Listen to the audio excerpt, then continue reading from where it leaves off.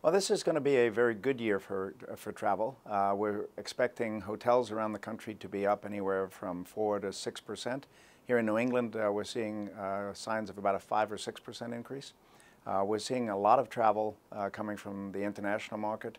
Even though Europe is a little bit soft this year, we're still going to see for 2012 a record number 1 billion international travelers.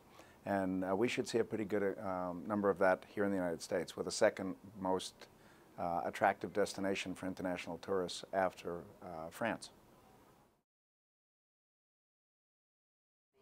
Well, tourism is the world's largest driver for the economies around the world. And it's important to keep in mind that in the U.S., roughly 5% of the gross domestic product is driven by hospitality and tourism concerns. So having a good tourism year is going to be a big factor for helping the economy in its rebound. We'll see somewhere in the neighborhood of a 4 or 5% increase, and that's in most regions in the country, especially though in places like New York, New England, probably in Florida.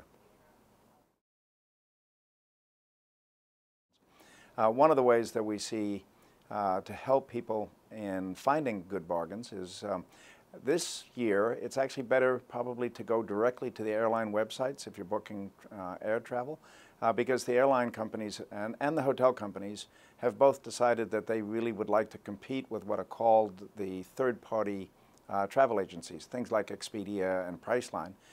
They realize that they can be as competitive on price if you go directly to their websites.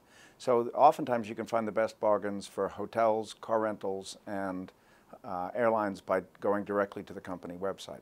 Once you're there, especially with the airlines, they like to book hotels and rental cars and even some attractions directly through their website and put them together as a package.